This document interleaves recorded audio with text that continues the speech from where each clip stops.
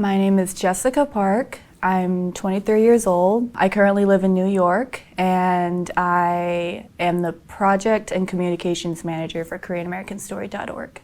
So I actually started off as like a graphic design intern. So I did some graphics here and there, and then I slowly started helping with social media, and then we started doing story slams. I like how there's a lot of different things going on all the time. Like sometimes there'll be a video recording going on, which I like seeing the behind the scenes, and then sometimes it's like in-person live events like the story slam. It's like always different, and like I think that suits my personality, because if I do like one thing for too long, then I kind of get bored. Keep you on your toes. Yeah. I was born in Arlington, Virginia. I grew up in Stafford, Virginia, which is a small, half rural, half suburban area. It was a majority white neighborhood, and I was probably the only like Korean person that I knew. Even though I lived in a really rural area, it was still technically part of Northern Virginia. It's stereotypically known for like really good education, really quiet and safe, suburban, and a lot of Asian people. I grew up going to like mega churches with tons of Korean people, and me and my whole family would drive an hour every Sunday. Every weekend we would drive up, and then we would go to church. We would get our groceries from H Mart, and then just like get everything and then go back down where there's nothing.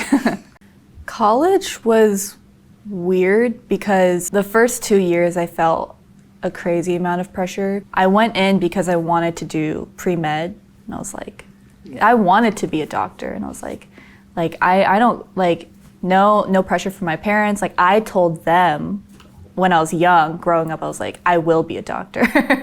And then they're like, great. Then when I went in, I realized I'm really bad at biology and math. Like I was failing, and then I was like, okay, I'll try being like, you know, a lawyer maybe.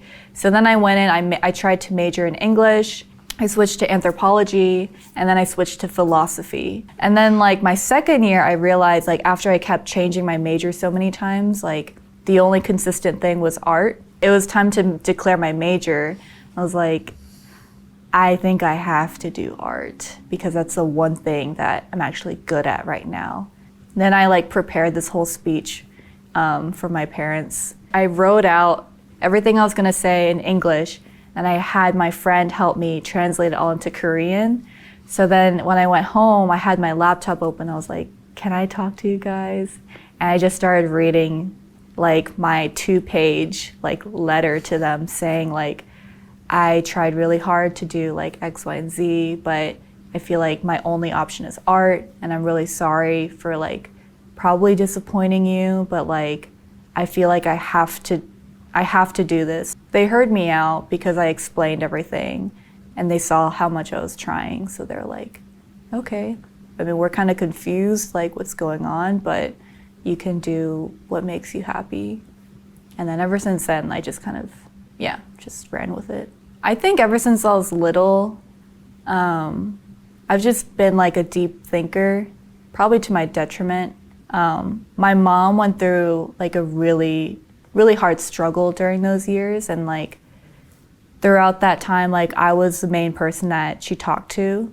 We would talk about like religion, we would talk about death and work, and just a lot of like dark things.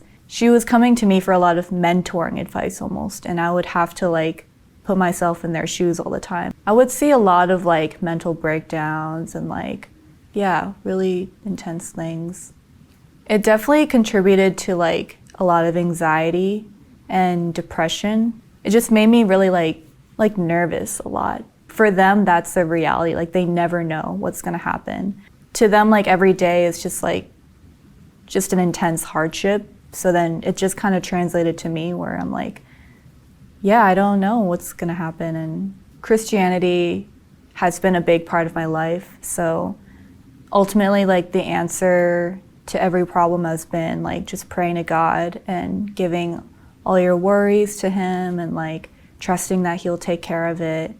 That's the thing that kept me and my mom like sane throughout that whole time. So that's like how we cope with it still. The Korean American story isn't about like success and like driving in Lexuses all the time, even though like that's what they wanted. The reality was them going to work every single day without any vacation. They would only take days off to go to church, and me and my sister would spend like summers like working at the deli, even though like my sister started when she was like 13 years old, and she was taking care of that and then taking care of me and then taking care of my parents and still doing like her schoolwork. I would be in the back kitchen like drawing as like my free time.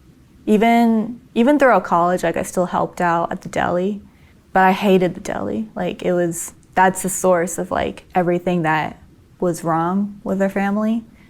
It took away our house. It almost took away like everything else. We were tied to it. Like we were enslaved to the deli.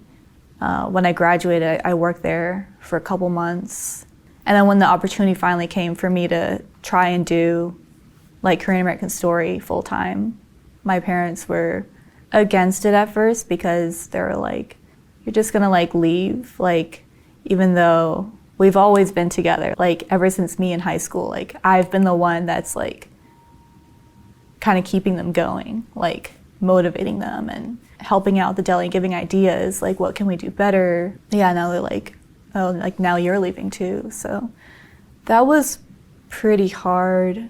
I somehow convinced them like, oh, I'll come back, or like I'll like help you guys like in the future, and this is just something like I have to do like for my own sanity and my own career. Like if I don't succeed, all of us aren't gonna succeed. So that's when they're like, okay, you gotta go.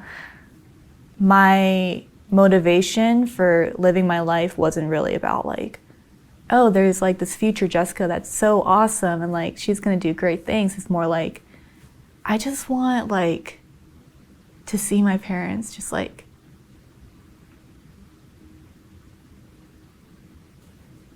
I always had this envision in my mind, like I see like my parents sitting on like some lawn chairs like at our old house.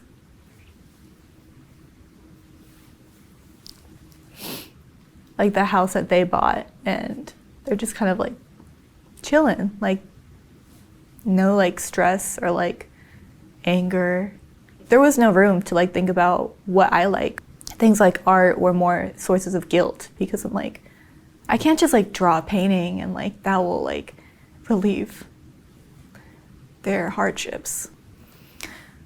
But here I am, like I am like doing creative work, and like it just blows my mind because I'm also proving to them like I can do this and like you can still survive and I can support myself too. And yeah. My name is Jessica Park, and this is my Korean American story.